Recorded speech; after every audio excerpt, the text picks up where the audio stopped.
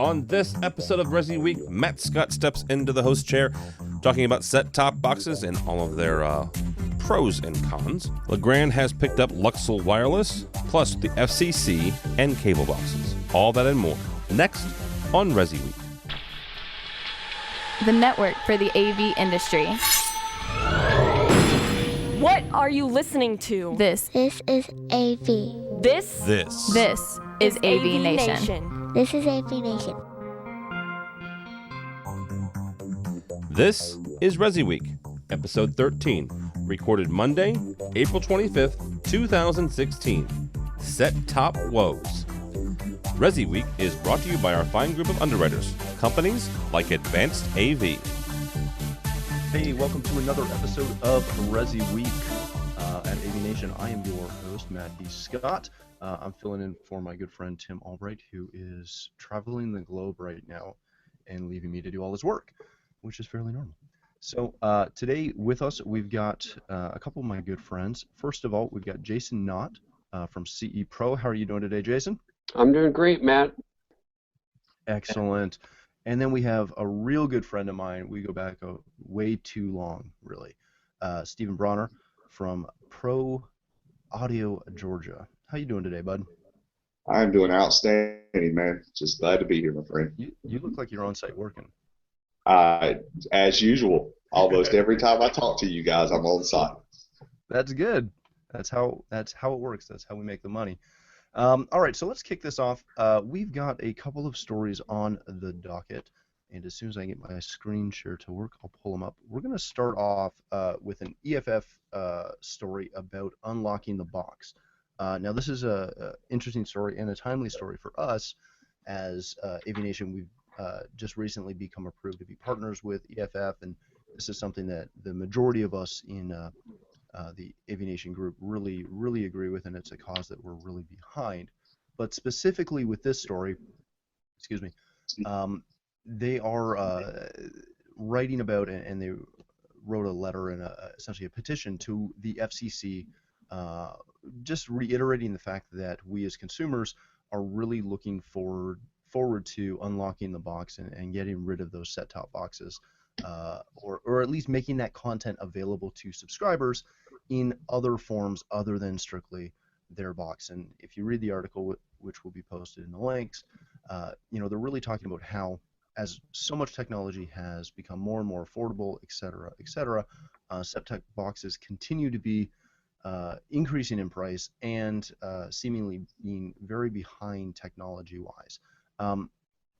So Jason, as somebody who's constantly writing about the industry and obviously reading about this stuff, what's your take on what EFF is proposing here and the FCC's response to it?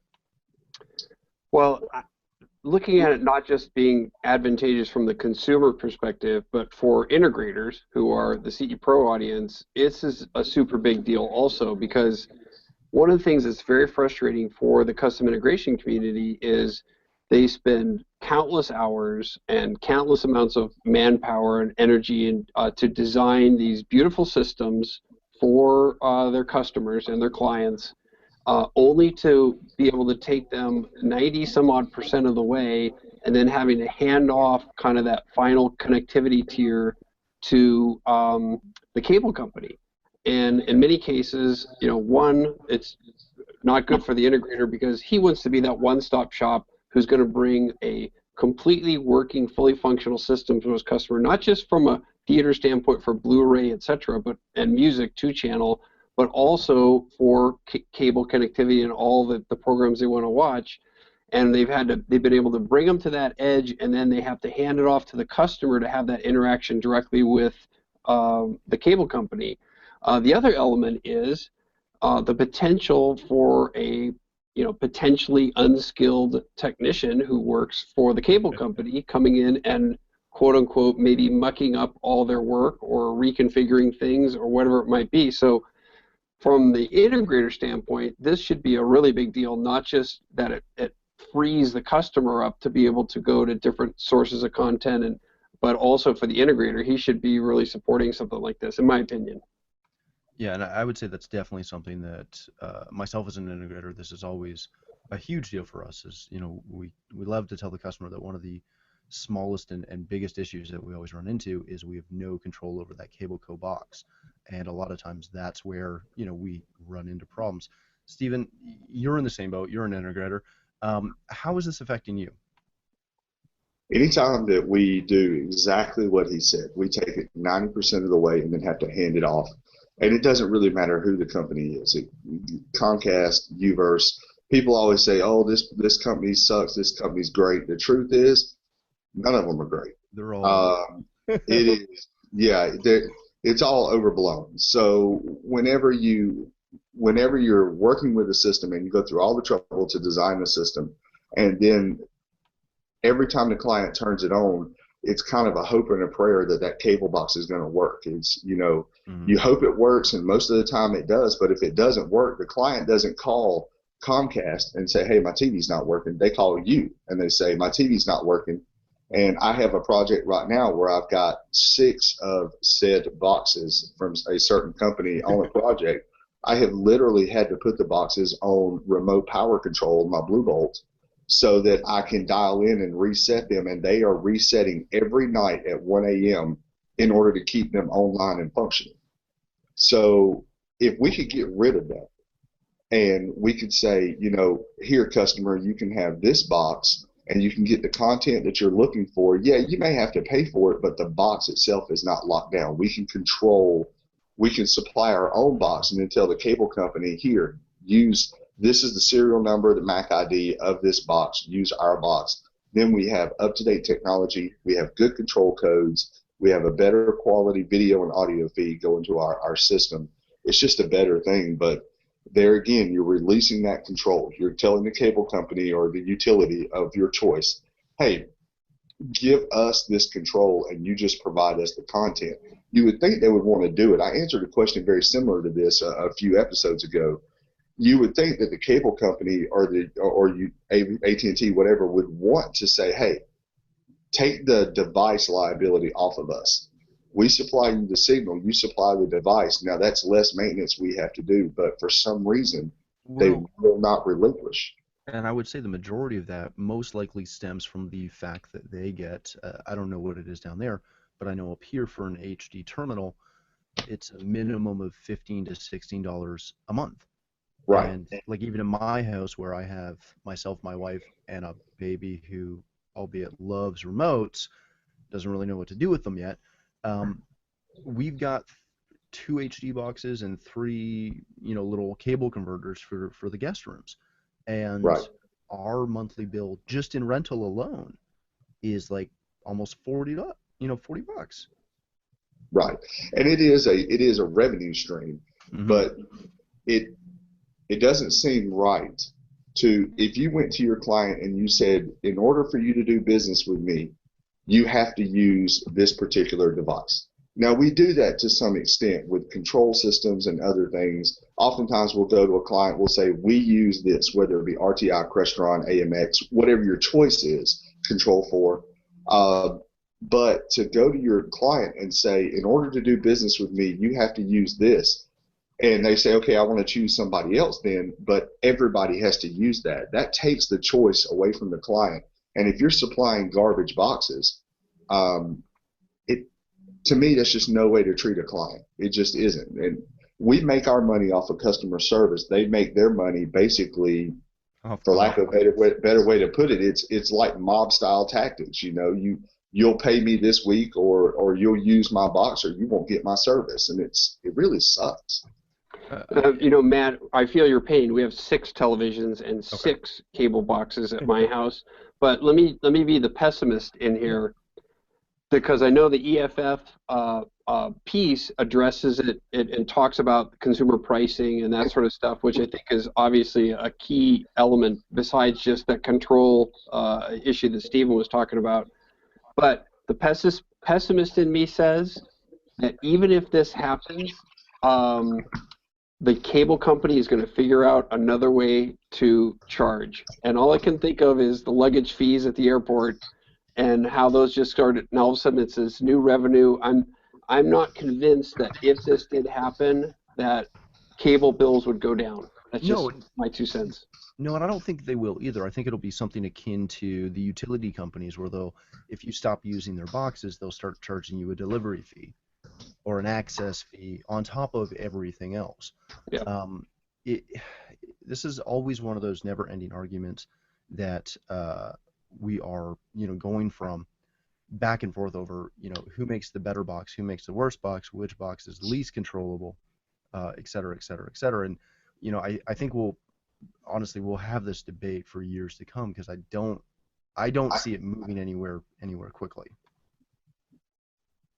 Yeah, I agree. Like I said, I think ultimately it's the fact that it's a greater quality control issue for the integrator. It's better for the customer. The pie in the sky part of it tells me that there could eventually be a reduction in the cost, but I'm a skeptic in terms of that, and I kind of think that somehow the cable company is going to figure out a way to charge back, just like you said, and even if that happens, that's okay. Maybe the cost stays the same, and we get to a point where the integrator does have that greater control with his customer and the ability to serve him better. But I wouldn't hold my breath waiting for it to become cheaper. Well, and I think it's one of those things where if for most consumers and definitely most integrators, they would be okay with the cost staying the same because anyone who's shelling out, $200, $300 a month in cable and internet is already, albeit a little crazy as far as being comfortable spending that much money on it. I think we'd be okay with it if we had better control over what we were doing. But yep, I agree. let's just to wrap that part up. We also had an article from CNET, which is talking about President Obama adding his support to the FCC's edict to go to a standardized cable box, so not the same, but pretty much, and Comcast being ready to provide a open format, which was right along that line. Is this something that we actually see happening down the road? Stephen, I'll throw that to you. I would love for that to happen. Honestly, that would be great. I am very skeptical when it comes to when the FCC, any government organization says we're the government and we're here to help. I'm very skeptical. You can quote Mr. Reagan on that one. So whenever we get down to it, I think it's a great idea. I think it needs to be done. I hope that they move forward. But for me to say that I think that Comcast is going to head the industry in something that's based on customer service I think is a stretch, and we'll see how it comes out. But you hope for the best. Yeah, and I this is one of those lovely things where it looks great in a press release, but let's see where it goes from there. By the way, let me add one other thing. One of the alternatives that's kind of always been out there for integrators that is an option in this whole scenario that often gets overlooked is the ability to bring in a device like a TiVo Bolt with a cable card in it that also can handle apps, also can handle over-the-air broadcasts, also can handle over-the-top streaming from Amazon Prime, Netflix, Hulu Plus, and those sorts of things. The integrator has more control, and he's eliminated that wild card of the cable company, and he's brought a single function, single searchable interface that incorporates all those different sources I just mentioned to the customer. The one thing it doesn't do is save them the cost, that cost part of it we were talking about. But there is an option out there, and it's the TiVo Bolt's a 4K device even too. So just throwing that out. Yeah, no, thank you. And I had thought of that previously in our conversation about this and just glossed over. Stephen, is the TiVo, because we don't have that option up here. We don't have cable cards. We don't have TiVos. So I have no experience with them whatsoever. Stephen, is that something that your clients are interested in, or is that something that you ever look at offering? It is, and we do TiVo boxes whenever the client is okay with it. We always bring it up. The downside with the TiVo box is it only works with the cable company. So you have a lot of people that have decided on every side, whether it be Comcast, Charter, Uverse, there are people that don't like those particular companies. Right. So it would be nice if there was a box that had a cable jack, like a TiVo, that had a cable jack and it had a phone jack on it, so you could do Uverse or cable with it. But the TiVo box works really well if you're doing cable. The flip side of that is, honestly, as an integrator, I try to put my clients on DirecTV anytime I can. So if I have control over what service they use, it's always DirecTV. The service, they have better channels. You're not constantly worried about them losing the channels. I was watching a friend's Dish Network maybe 3 weeks ago, and a thing flashed across the bottom of the screen that said, "Do you like ABC? If you like your ABC network, call Dish Network and tell them not to." I was like, ABC, that's a major network. How are you living? But I mean, it is. So we always push people to DirecTV. The boxes are better, still not foolproof. Right. But it would be nice if there was a TiVo box that would work with satellite, cable, or Uverse. That's what I'm waiting on. Right. It doesn't work with satellite or Uverse right now. You're right. Yeah. So that would be the box to have. If TiVo came out with a box that I could plug in my Uverse, or I could hook to my satellite. So again, a fully brand agnostic TiVo box. Yeah. Honestly, I would probably never hook up another cable box. Literally, that would be the game changer. But we'll see how it works out. I mean, with the DirecTV, you even get two-way feedback. They've got two-way IP control, so you can. Right. There's all kinds of neat stuff with it. So I just wish there was a box that would do all that with Uverse and with. We need our Sat Cable Wonder Box is what we're looking for. All right, moving on to a CE Pro article that we have that was written by the wonderful Julie Jacobson, talking about. Let me just bring that up real quick. Oh, you're getting my whole screen there, my lovely background. Talking about IC Realtime, who most integrators know as one of the founders of, or one of the very effective founders of CCTV and digital CCTV and all that fun stuff, and makers of a very good product. They were at NAB this week, which is a show that I've always loved going to, and they showed off a 360-degree camera, which is not out of the ordinary for them. They've had those for a couple of years, but they showed it off with an immersive sharing feature that allowed you to live stream that footage direct to YouTube. This is a really cool, albeit interesting application. Jason, what's your? I don't know. Were you at NAB, Jason? I wasn't, but they had also showed this at ISC West a couple weeks ago, which is a big security show in Vegas, which I was at. And so one of the significance of this is, as you mentioned, Matt, it's not that the fact that they've created a 360-degree camera, which is kind of another line in this trend of where integrators are now able to do secure camera applications, video surveillance, and avoid having to put in multiple cameras in some cases, or cameras with pan tilt zooms, because they can use these 360s. Right. But the beauty of this application is that it's not gobbling up the bandwidth, and that it's and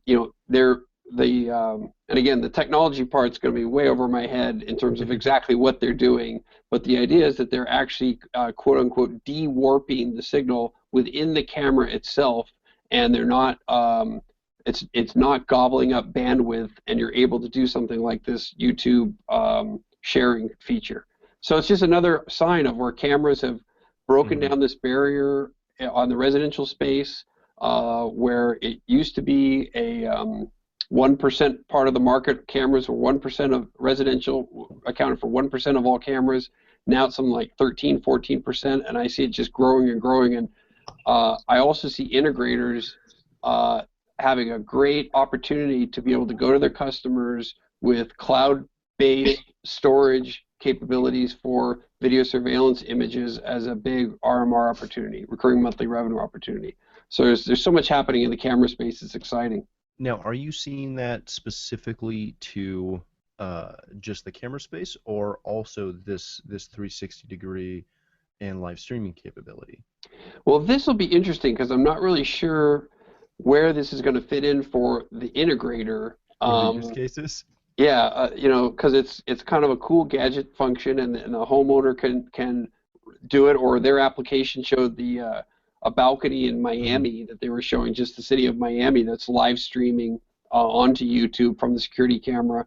So, but the key is that a lot of the new generation, the millennials want they want to be able to access the information on their own devices, right. Versus to run through a central station. So this kind of allows them to do that through YouTube, and not again have the Miami thing that they have on the website is like an hour and 20 minutes on a YouTube channel versus right. the time limitation that used to be in terms of what you could put on YouTube. So it just shows you how much farther they've come in terms of being able to squeeze out all that bandwidth and being able to produce more images. Now, Stephen, are you seeing a massive push from your customers to either A, go with CCTV options, or B, going with CCTV options, as well as things like this 360-degree camera and the cloud storage capability side of it? Where are you seeing this going for yourself? Well, I haven't actually dug into the 360 camera. That's a cool, for lack of a better way to put it, kind of a cool toy to me. I think that it would be really neat to have. If I owned a retail space, I would definitely put one over my register, because I've been using them over registers for years. They're fantastic. Yeah, instead of having to have three different cameras to catch all the angles, now you've got one camera and it catches everything. But as far as the CCTV goes, we've been selling IC Real-Time now for about 4 years. We love their products. Their products are rock solid and they integrate well. I would actually go so far as to say, as from an integration standpoint, they're probably the best camera system I've worked with. They're rock solid. The picture quality is good, and some of their products have 10-year warranties, which is almost unheard of. So I would say that I have, of my current projects, probably 50% of them have some kind of CCTV on it. Okay. Some of them are one camera, and then I've got one that's 24 IP cameras, 2 megapixel IP cameras. You have people now that see things on commercials like the Ring video doorbell, and they say, oh, I can see who's at my door, and I can do this, and you say, yeah, you can do that, but it never fails. They get one camera, and then they say, well, what about my driveway? Well, what about this? What about that? And that's the quickest way to get into multiple cameras. So we're using the IC Real-Time product. I support companies that support our industry. They're at CEDIA every year. I'm a big fan of that. So I think that as things progress and as people become more and more security conscious, these companies, camera sales from all different companies, is going to skyrocket. That is what people want, and they understand that they sell things that say, hey, you can plug this in and it works. The problem is you hear things like wireless cameras. Look at the drop cam. That was sold as a wireless camera. And you pull it out of the box, and guess what's attached to it? A wire. You have to plug it in. So, these wireless technology clients are starting to understand, wait a minute, it's not that simple. Or, hey, I can put this camera over here, but it doesn't see what I want it to see. So they depend on us to know that. And unlike in the past where you could be a home theater company or an AV company and never touch security or CCTV or anything, now you have to know how to integrate thermostats. You have to know how to integrate lighting. You have to know how to do cameras. You have to know how to do everything, because even if they bring a security company in and that company does the cameras, you have to know how to integrate that with your system so that it's one seamless experience for your client. Right. And speaking of integrating, let's finish this up with our last story of the day, which comes to us from Residential Systems, and it's a topic that we seem to be hitting just about every week right now as we're leading into Infocom and CEDIA later on in the year. Excuse me. Legrand made some a bit of a splash earlier last week when they picked up Luxo Wireless, and this is the second networking acquisition in the month, I think. Yes, the other well- one broke my heart. Oh, I'm sorry. You okay? Yes. Do you need a hug? I need a hug for real. But this is speaking to a larger thing of finally, after, I've been involved in this industry for over 15 years now, and active within, the industry easily over the last 7 or 8 years, and we've always talked about integration, we've always talked about the AV-IT coming together, and we're really starting to, I hate to say we're really starting to see it now, but we are really starting to see it when we have some of these major players come in and pick up all these other networking firms. Legrand's made a couple of splashes over the last little bit as they've picked up a couple of companies and continue to grow their roster, and they've done the same with Luxel. Stephen, why do you think people are picking up networking lines, and why do you think that that's become so important to industry players? Well, because the systems that we put in cannot use off-the-shelf stuff out of Best Buy anymore.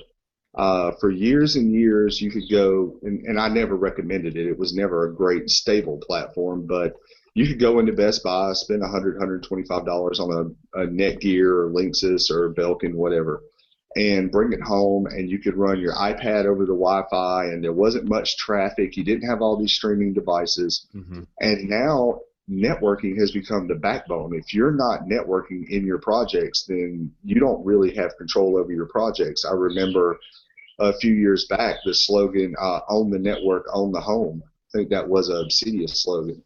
So the reason why these companies are gobbling them up is because they realize that it has become a stable, a backbone. We need the network just as much as we need speaker wires. We need the network because everything is on the network. If your network goes down, you're done. So these companies are realizing, if we offer the networking company, and in Legrand's case, they have, Middle Atlantic, they have all these other brands. Basically, it brings you back under their roof. So now you're already shopping with Legrand, and you're like, okay, I need a rack. Well, if you're already under that umbrella, then why not just use a Middle Atlantic rack? That's the same thing that other companies have done. Snap AV, Control4, these other companies, they've gone out and they've said, with Snap AV, they bought Sunbright TVs because they wanted to offer an outdoor TV. These companies, Control4 bought Package. They understand that if you can control the network, you control your dealers. That is, we have to have solid networks, and I think it's a great play. Don't get me wrong. I think it is an amazing realization of our industry and the different manufacturers that, wait a minute, this is how the industry works. They're no longer telling us, well, this is how we think you guys work. They're now looking at the industry and going, oh, wait a minute, everybody's buying networking gear. We want to be a networking company. I hope in the same case with Package. My hope is that when they get acquired by these other companies, that the service and the quality stays up. That's my only concern, and I've yet to see a networking company be bought by a company and me think to myself, yay, that's a high quality company. But now we have Legrand, who has purchased Luxel, and I actually love a lot of Legrand's products. I'm a racking fool. I'd rack everything. So Middle Atlantic there's Middle Atlantic parts laying all over my office, different custom rack shelves and blank plates and other things. So I have a good feeling about Legrand, so I'm hoping this goes well, but that's why. They're doing it purely because everybody has to have it. Right. Now, Jason, you're obviously writing about this stuff and being right in the mix of what's going on. Do you see this trend continuing? Do you see some of the other major conglomerates picking up the few remaining small town, or not small, but smaller networking firms as they're going forward? Yeah, I see acquisitions in general continuing, and to Stephen's worry there in regards to what's going to happen with companies. The one good thing out of this, or one good thing out of this, not the one, but one good thing out of this is Legrand's track record with the companies that they've bought recently, being Middle Atlantic, Q Motion Shades. They tend to let those companies continue to operate independently. They aren't mucking up the R&D and those sorts of things. And one of the strategies, I believe, the key strategic play here is purely and simply customer sharing. And we saw it a couple weeks ago. I was at the AZON Buying Group conference down in Phoenix, and it was the unveiling of a joint program called Better Together between QMotion and Vantage. So nobody's changing any sort of technology. It's just a matter of, here's a program that we're putting together to encourage people to buy more than one of these brands. You see it with core brands. You see it with a lot of the other, with Snap AV with all their individual brands. But for the most part, you could see some exceptions with Legrand, like they've very closely integrated Nuvo and OnQ, which were two companies they bought a while back. But for the most part, they've let the brands maintain their independent identities, and it's purely just been a play of trying to get customers, integrators, to buy multiple products. But to answer your question, Matt, yeah, I think acquisitions in general are going to continue across the board. Yeah, I think you're right. It's a trend that we're continuing to see, and as our market continues to grow, I think we're going to get to that point where, not that there's no small players anymore, but we already are such a small market that we're just going to see more and more companies coming together and partnerships arising and going from there.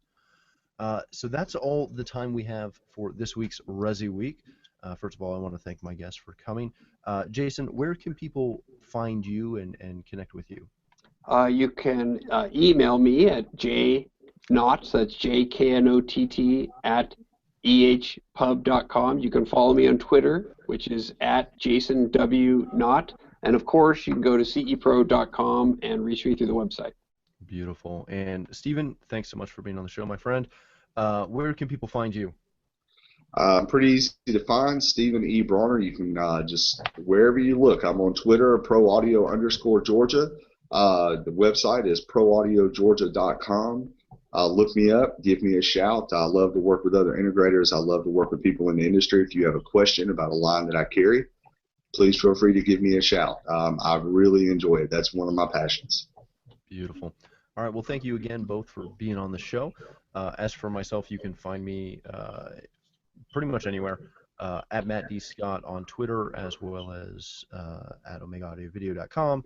But more importantly, because it's really not about me, follow AVNation.tv and please visit the website. There you can find this show as well as a host of other shows, including AV Week, and one of the other shows that I'm a part of is the App Show, which is always a good time. But definitely check us out, connect with us there. And coming up, probably our most current next event will be InfoComm. So any of the residential dealers that also work in the commercial space a little bit, definitely connect with us there in Vegas. It'll be a great show. But again, for more information, please visit avnation.tv, and we'll look forward to seeing you next week.